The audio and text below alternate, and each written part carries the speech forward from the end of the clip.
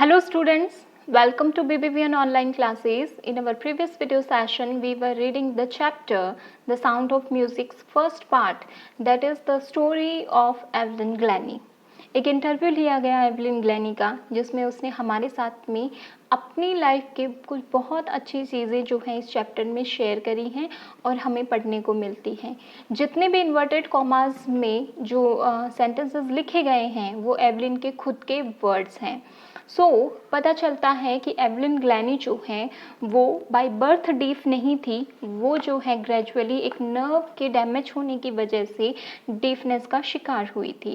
At that time she said that all was blank when I heard about my deafness, but I didn't lose heart, and with the sheer determination and my hard work, I achieved what I have today.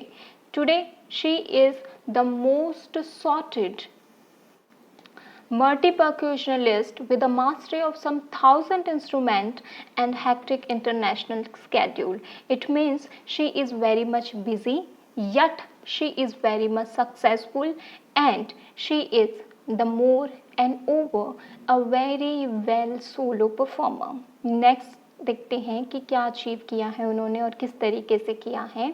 It is intriguing to watch Evelyn function so effortlessly without hearing. In a 2-hour discussion, she never missed a word. Interview लेने वाला कहता है कि it is intriguing to watch Evelyn function so effortlessly without hearing. Interviewing मतलब बहुत ज़्यादा curiosity होती है, मन में फैसिनेशन जगता है कि किस तरीके से 2 घंटे का मेरे साथ में एवलिन का डिस्कशन हुआ, लेकिन उस शख्स ने एक वर्ड भी मिस नहीं किया. इट इज़ इंट्रिग्यूइंग, बहुत ज़्यादा क्यूरियोसिटी होती है टू वॉच, ये देखकर एवलिन फंक्शन, एवलिन वर्क करती है सो एफर्टलेसली, बिना किसी ज़्यादा जद्दोजहद के या ट्राई के, प्रयास करने के, विदाउट हियरिंग, बिना सुने.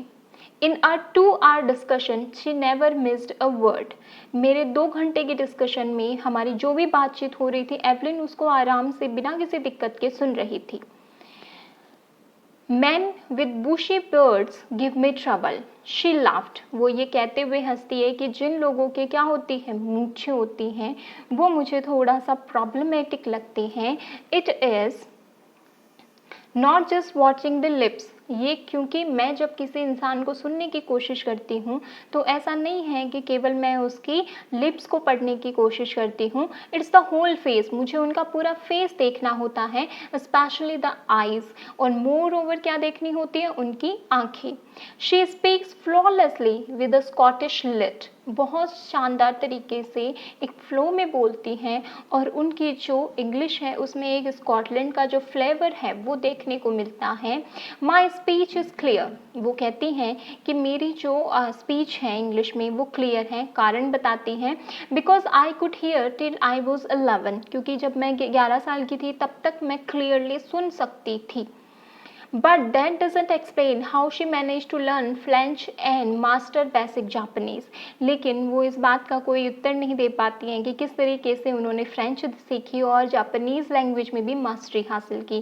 क्योंकि इंग्लिश या फिर स्कॉटिश जो है वो तो उनकी, हम ये कह सकते हैं कि बाय बर्थ उन्होंने सीखा होगा या सुना होगा, इसलिए उनकी लैंग्वेज क्लियर होगी. लेकिन डिफनेस के बाद में उन्होंने फ्रेंच और जापानीज़ जो हैं वो सीखी.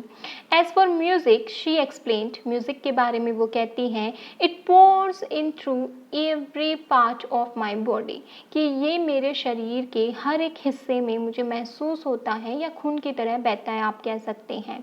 It टिंगल्स in the skin. ये जिस तरीके से थोड़ा कोई हमें चुभती है कोई चीज़, उसी तरीके से ये मुझे टिंगल करता है मेरी स्किन में.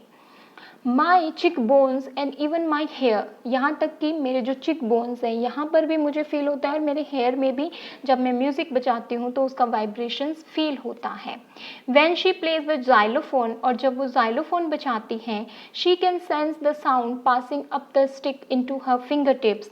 तो वो कहती हैं कि म्यूज़िक जब मैं प्ले करती हूँ जाइलोफोन पे तो मुझे मेरे फिंगर टिप्स पे, मेरे हाथों की जो ऊपर वाला ये वाला हिस्सा है यहाँ पर महसूस होता है. By learning against the drums, by leaning against the drum, leaning क्या होता है, थोड़ा सा उस पर स्लाइटली जो है लाई करना, सोना। उस टाइम पे she can feel the resonance flowing into her body, तो वो जो इकोस होते हैं, जो वाइब्रेशंस होते हैं म्यूजिक के, वो अपने पूरी बॉडी में महसूस करती है। On a wooden platform, she removes her shoes so that the vibration pass through her bare feet and up her legs. जब भी वो परफॉर्म करती हैं तो एक वुड के फ्लोर पर परफॉर्म करती हैं और अपने फीट जो हैं वो बेयर रखती हैं। इट मीन्स वो ना जूते या फिर चप्पल्स या सैंडल्स कुछ भी कैरी नहीं करती हैं, ताकि जितनी भी वाइब्रेशंस हैं जो म्यूज़िक प्रोड्यूस कर रहा है उस वुडन फ्लोर के थ्रू, वो अपनी बॉडी जो है उसमें महसूस कर सके। Not surprisingly Evelyn delights her audience, और इसमें कोई सरप्राइज की बात नहीं है कि अपने म्यूज़िक से एवलिन जो है वो सुनने वालों को बहुत ही खुश करती हैं।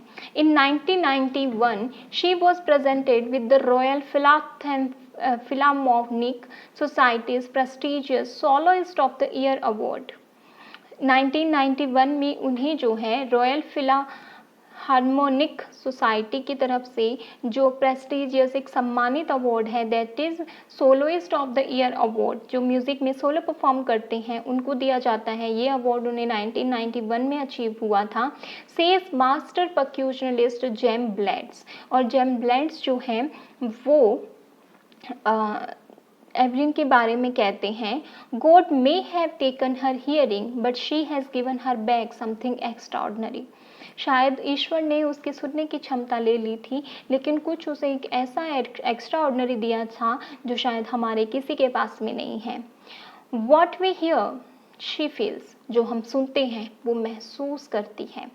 फार more deeper than any of us, और जितना हम सुनते हैं उससे कहीं ज़्यादा डीप में वो महसूस कर लेती हैं चीज़ें। That is why she expresses music so beautifully, और इसी वजह से वो म्यूज़िक को इतनी बखूबी जो है वो परफॉर्म करती हैं। Evelyn confesses that she is something of a workaholic. Evelyn जो है वो ये बात मानती हैं कि उन्हें जो है अपने काम में बहुत ज़्यादा वर्कहॉलिक, मतलब वो अपने काम से बिल्कुल भी थकती नहीं है, कंटिन्यूस करती जाती हैं। I have just got to work often harder than classical musician. Evelyn कहती है कि जितना क्लासिकल म्यूजिशियन अपने काम में वर्क नहीं करते, उससे कहीं ज़्यादा मैं अपने काम में वर्क करती हूँ, हार्ड वर्क करती हूँ। द रिवॉर्ड्स आर इनॉर्मस, लेकिन मैं आपको क्या बताऊँ कि इस हार्ड वर्क का जो मुझे रिवॉर्ड मिल रहा है वो शायद इससे कहीं ज़्यादा है। Apart from the regular concerts, अपने रेगुलर कॉन्सर्ट्स के अलावा Evelyn also give free concerts in prisons and hospitals. Evelyn जो है वो जेलों में और हॉस्पिटल्स जो होते हैं वहाँ पर फ्री में कॉन्सर्ट्स करती हैं लोगों के लिए, musical concerts. She also give high priority to classes for young musician. इसी के साथ में जो यंग म्यूजिशियन के लिए क्लासेस होती हैं उसको भी वो हाई प्रायोरिटी पर रखती हैं। And Rushlin of the Beethoven Fund for def Children says, and Rushlin जो कि Beethoven Fund for def children वो इकट्ठा करते हैं फंड, वो कहते हैं she is a shining inspiration for def children.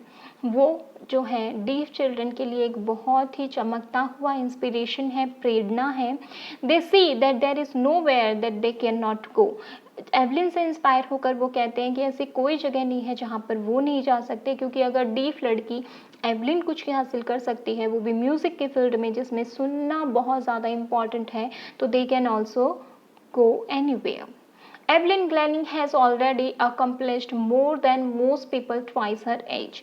Evelyn Glennie जो है वो अपनी उम्र से दोगुना लोगों से भी कहीं ज़्यादा जो है छोटी उम्र में अचीव कर चुकी हैं।